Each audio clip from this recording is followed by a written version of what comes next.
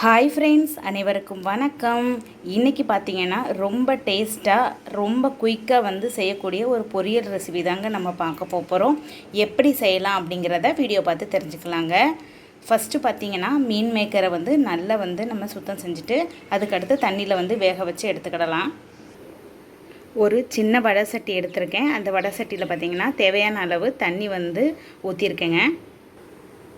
இந்த தண்ணியோட ஒரு கை அளவுக்கு கொஞ்சம் உப்பு எடுத்து நம்ம அதில் ஆட் பண்ணிக்கலாங்க.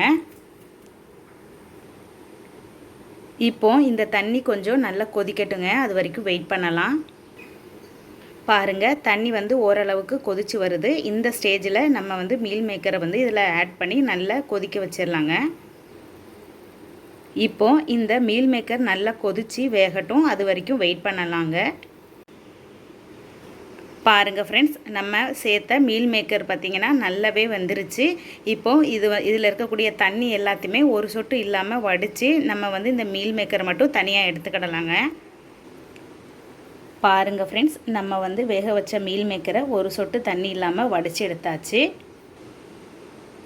அதே நேரத்தில் ஸ்டவ்வை ஆன் பண்ணிவிட்டு ஒரு வடைச்சட்டி வச்சுருக்கேங்க. வடைச்சட்டி காயட்டும். அது வரைக்கும் வெயிட் பண்ணலாம். வடை சட்டி நல்லா சூடாயிடுச்சுங்க. அடுத்து பார்த்திங்க அப்படின்னா ஒரு 4 டீஸ்பூன் தேங்காய் எண்ணெய் ஆட் பண்ணியிருக்கேன் ஃப்ரெண்ட்ஸ். இப்போ தேங்காய் எண்ணெய் நல்லா சூடாகட்டும். அது வரைக்கும் வெயிட் பண்ணலாம். தேங்காய் எண்ணெய் சூடான பிறகு ஒரு சின்ன பீஸ் அளவுக்கு பட்டை ஆட் பண்ணிக்கலாம். ஒரு சின்ன துண்டு பட்டை ஆட் பண்ண பிறகு 2 ஏலக்காய், அடுத்து கிராம்பு, அடுத்து பார்த்திங்கன்னா பிரிஞ்சி இலை, இது எல்லாமே ஆட் பண்ணியாச்சுங்க. அடுத்து பார்த்திங்கன்னா ஒரு அரை டீஸ்பூன் அளவுக்கு சோம்பு ஆட் பண்ணிக்கலாம் ஃப்ரெண்ட்ஸ். இப்போ இதெல்லாம் நல்லா வதங்கட்டும். அது வரைக்கும் வெயிட் பண்ணலாங்க. அடுத்து பார்த்திங்கன்னா நான் 2 மீடியம் சைஸு பெரிய வெங்காயம் கட் பண்ணி வச்சுருக்கேன். அதை ஆட் பண்ணியிருக்கேன் ஃப்ரெண்ட்ஸ். இப்போ இதெல்லாம் நல்லா வதங்கட்டும். அது வரைக்கும் வெயிட் பண்ணலாம். அடுத்து பார்த்திங்கன்னா 2 பச்சை மிளகாவை வாஷ் பண்ணி கட் பண்ணி ஆட் பண்ணியிருக்கேங்க. இப்போ இதெல்லாம் நல்லா வதங்கட்டும். அது வரைக்கும் வெயிட் பண்ணலாம். அடுத்து பார்த்திங்கன்னா ஒரு 2 குட்டி சைஸ் தக்காளி வாஷ் பண்ணி நான் கட் பண்ணி ஆட் பண்ணியிருக்கேங்க. இப்போ இது எல்லாத்தையுமே நல்லா வதக்கிக்கிடலாம். பாருங்கள் ஃப்ரெண்ட்ஸ், வெங்காயம் தக்காளி நல்லா வதங்கிருச்சு. அடுத்து நம்ம மசாலா பொடி எல்லாமே ஆட் பண்ணிக்கலாங்க. 1/4 டீஸ்பூன் மஞ்சள் பொடி ஆட் பண்ணியிருக்கேங்க. அடுத்து பார்த்திங்கன்னா நம்ம வீட்டில் அரைச்ச குழம்பு மிளகாய் பொடி, அது பார்த்திங்க அப்படின்னா 2 டீஸ்பூன் ஆட் பண்ணியிருக்கேன். நான் வத்தப்பொடி ஆட் பண்ணல. உங்களுக்கு விருப்பம் இருந்தால் வத்தப்பொடி ஆட் பண்ணிக்கோங்க. இப்போ இது எல்லாமே நல்லா கலந்து விட்டுக்கிடலாம் ஃப்ரெண்ட்ஸ்.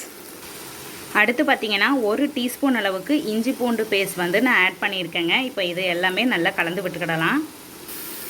கடைசியாக நம்ம வேக வச்சு வச்சுருந்த மீல் மேக்கரை நான் ஆட் பண்ணியிருக்கேங்க. இப்போ இது எல்லாமே நல்லா அந்த மசாலாவோட நல்லா பிரண்டு வர்ற மாதிரி நம்ம பிரட்டி விட்டுக்கிடலாம். பாருங்கள் ஃப்ரெண்ட்ஸ், மீல் மேக்கர் மசாலாவோட நல்ல பிரண்டு சூப்பராக ரெடி ஆயிடுச்சு. இப்போ கடைசியாக நம்ம 1 டீஸ்பூன் அளவுக்கு உப்பு ஆட் பண்ணிக்கலாம். உப்பு ஆட் பண்ணியாச்சு ஃப்ரெண்ட்ஸ். இப்போ இது எல்லாமே நல்லா கலந்து விட்டுக்கிடலாம். கடைசியாக உப்பு உரப்பு டேஸ்ட் பண்ணி பார்த்துக்கோங்க. பத்தலைன்னா நீங்கள் ஆட் பண்ணிக்கலாம் ஃப்ரெண்ட்ஸ். கடைசியாக கருவேப்பிலை ஆட் பண்ணியிருக்கேன் ஃப்ரெண்ட்ஸ். இப்போ இதை எல்லாமே நல்லா பிரட்டி விட்டுக்கிடலாம்.